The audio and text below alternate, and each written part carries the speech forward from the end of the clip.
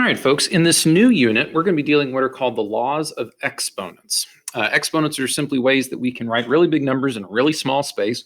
And we're going to talk about how we can work with them, how we can compute with them, how we can write answers in ways that don't involve a lot of computation. So the two things that we're going to cover today in our first part of this unit is Law 1, product of powers. We're also going to talk about negative exponents and what they actually mean. A lot of people look at negative exponents and get kind of weirded out, but they are not that big a deal.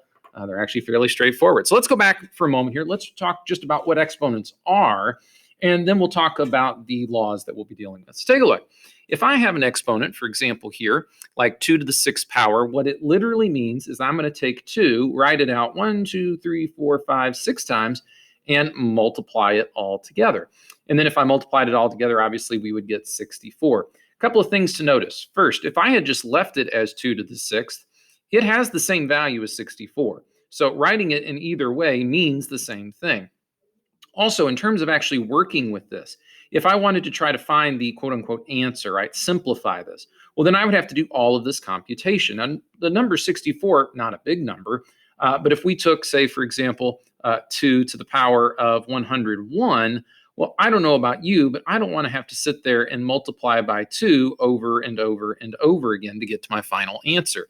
In that case, just leaving the answer as 2 to the power of 101 would be a lot easier. So that's what we're going to be dealing with a lot today, is trying to figure out how do we work with these numbers without actually finding their values and how to write those values in a smaller way.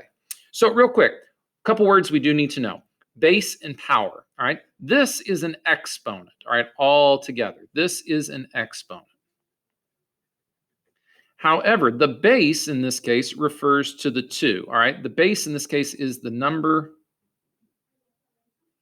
we are working with. Okay. The power is that superscript, in this case, the 6, all right? It's the superscript. And it tells us how many bases. All right, so in this case, 2 to the 6th, 2 is the base, 6 is the power. The whole idea is an exponent. And the power tells me how many times I want that 2. So for example, if I was working with 3 to the 4th, it literally means I need the base of 3, 1, 2, 3, 4 times, and then I multiply it together.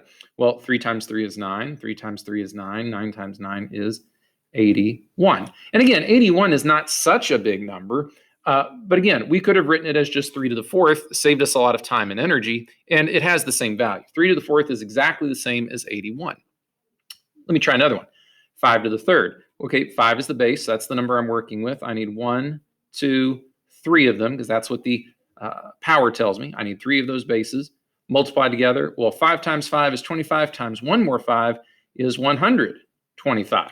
Well, notice it doesn't take long, depending on your base and your power, before you start getting into some really serious numbers. For example, 1, 2, 3, 4, 5. 10 to the power of 5, or 10 to the 5th power. Ultimately, I end up with 1, and then 1, 2, 3, 4, 5. I mean, that's 100,000. I mean, we're getting into some pretty big numbers pretty quick here. So one reason for using exponents is that they allow us to write rather large numbers in a small space. And by large numbers, I mean numbers that have lots and lots of digits. This has lots and lots of digits. I would much rather write 10 to the 5th than 100,000 out. Or I would rather deal with 5 to the 3rd than trying to mess around with 125. So that's one reason why we use them. Another reason is that they can make computation much, much easier. Let me show you what I mean. Let's try this one. 2 to the 5th times 2 to the 3rd. Well, one way to think about this is to write out, well, just like we've done before. So if I have 2 to the 5th, that's 1, 2, 3, 4, 5, right? So there's 2 to the 5th multiplied by 2 to the 3rd. So, all right, I'm going to put a red dot here just to show you that multiplication dot that we had originally. And now I'm going to multiply it by 2 to the 3rd. 1, 2, 3. I don't know about you, but I don't want to have to do 2 times 2 is 4, times another 2 is 8, times another 2 is 16. I don't want to do all of that. Instead, wouldn't it be easier to just write this out as an exponent? Well, how would I write it? Well, notice the base is 2, so we can go ahead and copy that down. The base is 2.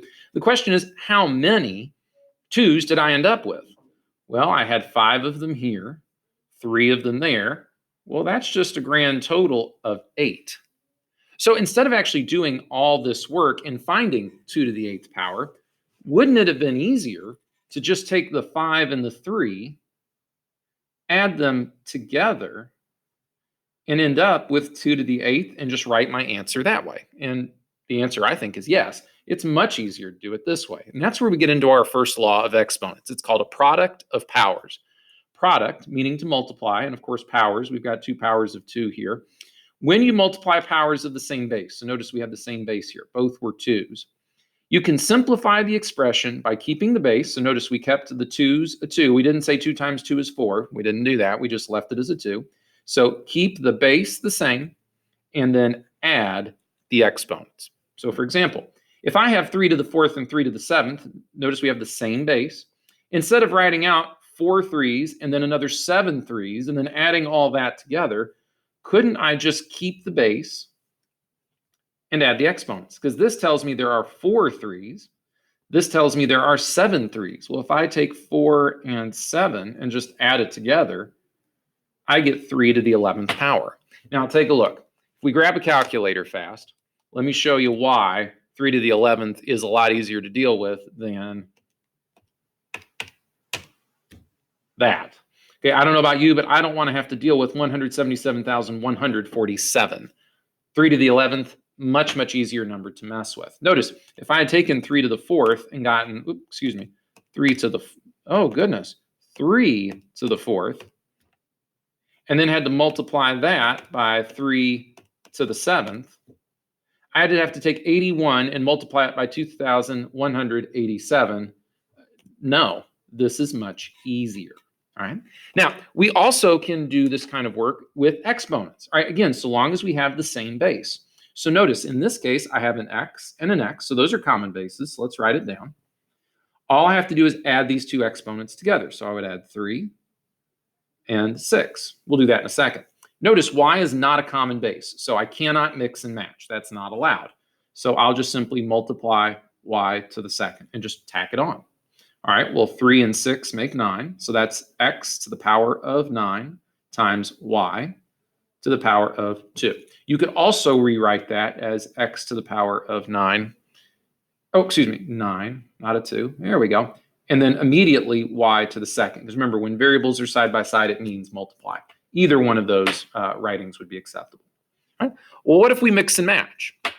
All right. What if we have different bases and we add in coefficients? Well, remember, a number next to a variable means multiply. A number next to a variable means multiply. Exponents only apply to the number they're directly beside. So in this case, the 9 only applies to the x, not to the 2. The 3 only applies to the x, not to the 5. Multiplication means I can rewrite it in any order I want. So that's what I'm going to do. I'm going to grab all the coefficients, so in this case 2 and 5. I'm going to write them first, 2 times 5. And I can multiply those because constants are considered like terms. So we can do that, a common base, so to speak. X's are going to go next, so times x to the 9th. And notice I have another x to the 3rd, so I'm just going to add those exponents. And then finally, I've got m's. Well, multiplied by m to the 3rd, m to the 7th. So we might as well just add those together. And let's see what we get. Well, 2 times 5, that's 10. X to the 12th. M to the 10th. And again, if you wanted to rewrite that in a different way, you could. You could write it as 10 times x to the 12th times m to the 10th. That would also work. Personally, I like the top one. It's a little cleaner looking, but again, the bottom will work as well.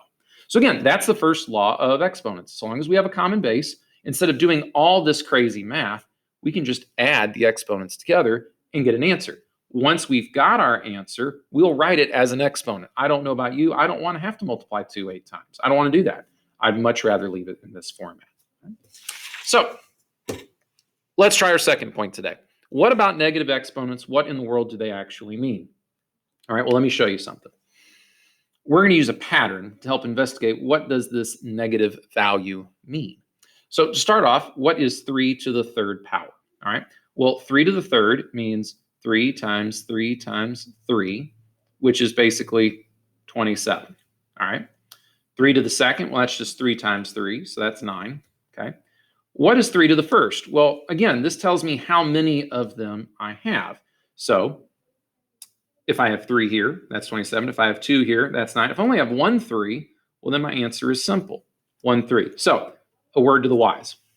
Any number to the power of 1, right, is just that number, whatever it is. So it's just our base. So if I have 5 to the power of 1, it's just 5. If I have 6 to the power of 1, it's just 6. In this case, 3 to the power of 1 is just 3. Now, let's notice real quick. How are these numbers changing each time? I went from 27 down to 9 down to 3. It looks like we are dividing by 3 each time. 27 divided by 3 is 9. 9 divided by 3 is 3. Well, if that pattern continues, 3 divided by 3 should get me what 3 to the power of 0 is. Well, 3 divided by 3 is 1.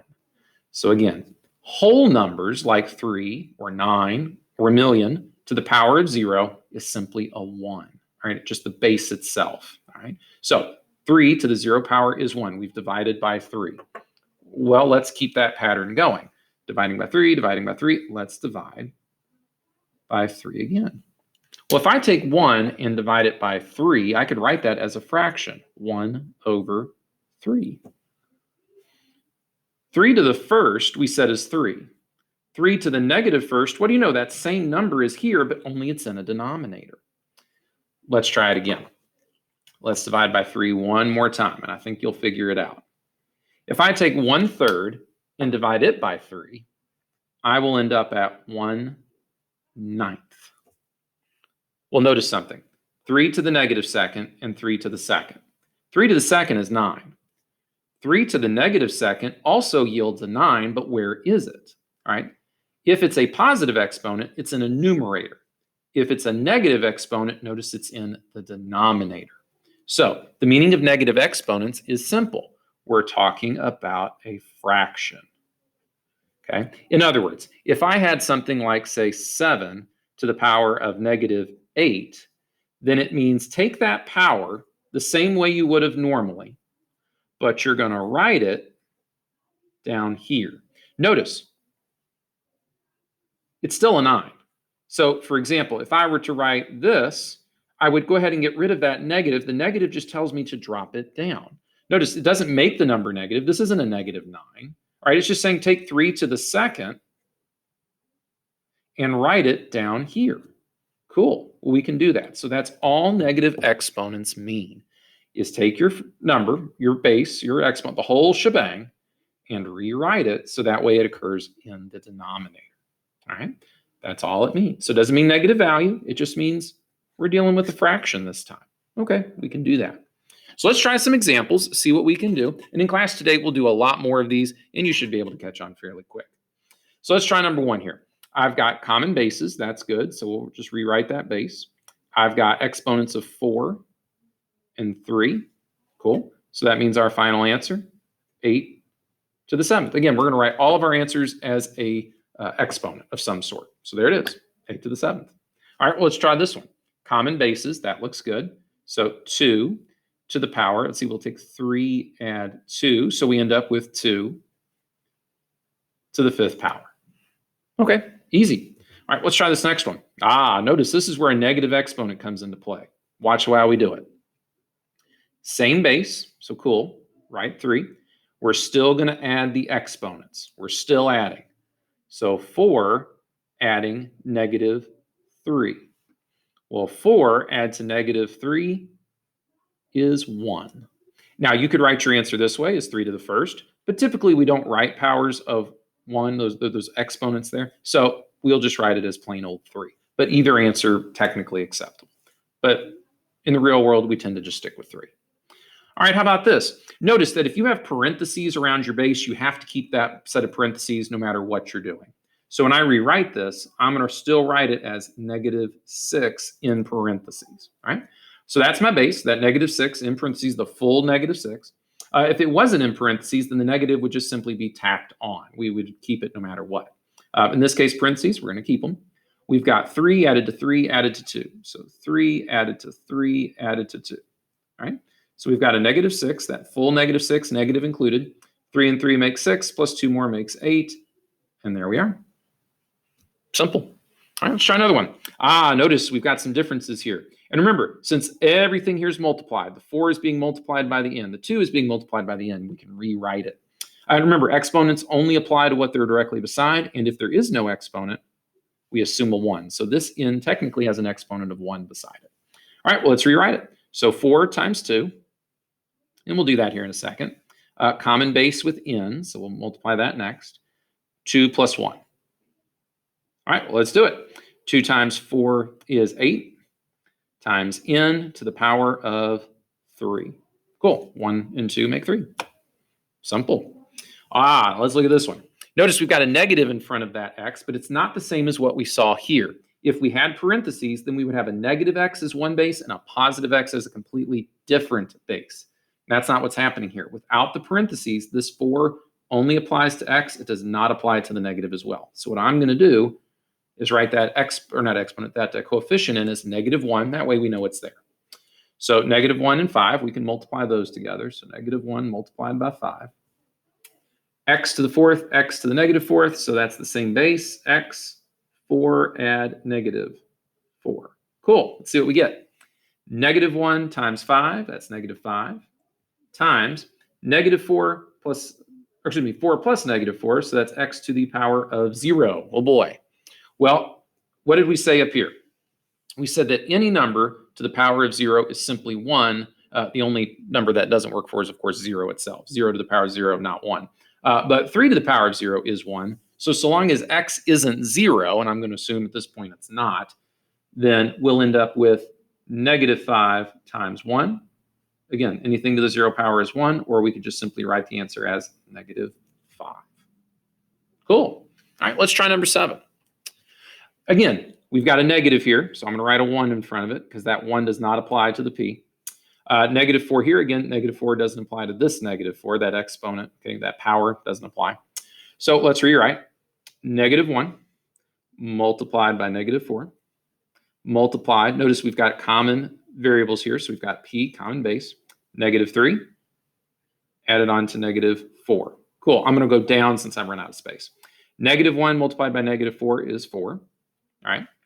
P has a -3 and a -4. That's a -7. Hold on. Time out. Negative exponents. Let's go back. What does it mean? It means it's a fraction. Negative exponents drop down to the denominator. Cool. 4 has an exponent, even though I haven't written it. All numbers, all variables, if you don't have an exponent, we assume have an exponent of 1. Well, 1 is positive, right? Positive exponents stay up top, right? Like this 9, it's not a fraction, it's in the numerator. Here, this 9 gets dropped down because it's got a negative exponent. So I'm going to rewrite this as a fraction. Any value with a positive exponent stays up top. So this 4 stays. Anything with a negative exponent gets dropped down. P to the 7th. And notice the negative just says move it down. Once I've moved it, that negative goes away, and we're just going to keep it as p to the 7th. So our final answer is 4 divided by p to the 7th, or you could say it is 4 over p to the 7th. Either way would be fine. All right, one more, and then we'll call it a day. Notice I've got bases here that we can deal with, n, and n, so all the same. I've got some coefficients, 3, -3, and 2. So let's rewrite it. Again, I'm going to, we can write it over here, and then we'll just go down. So we've got 3 multiplied by -3, multiplied by 2. So again, multiplication, that's all multiplication, all the way through there. We can rearrange it however we want. N is our common base, so n. And I've got a 2. I've got a 4. I've got a -3. All right, let's see what we got. 3 times -3 is -9, times 2 is -18. So we'll just write that there. Notice its exponent is technically a 1. So just because the base is negative doesn't mean you drop it down. It's only if the exponent is negative do you drop it. So we're going to keep that where it is. Looks like n's going to hang out with us. And then I've got 2 added to 4. Well, that's 6. 6 added to negative 3 is a positive 3. And so there would be my final answer. Negative 18 multiplied by n to the third. So again, this is the kind of work that we're going to be doing today, dealing with that first law of exponents. All that we're going to see is powers being multiplied by other powers, hopefully with the same base. If they're not the same base, then we'll have to kind of rearrange and move them around. If you have any questions or concerns, please write them down on your notes, bring them with you to class. So that way, as we go over this, if you're not sure about something, we can talk about it together. Hope you have a good day, folks, and we'll see you in class.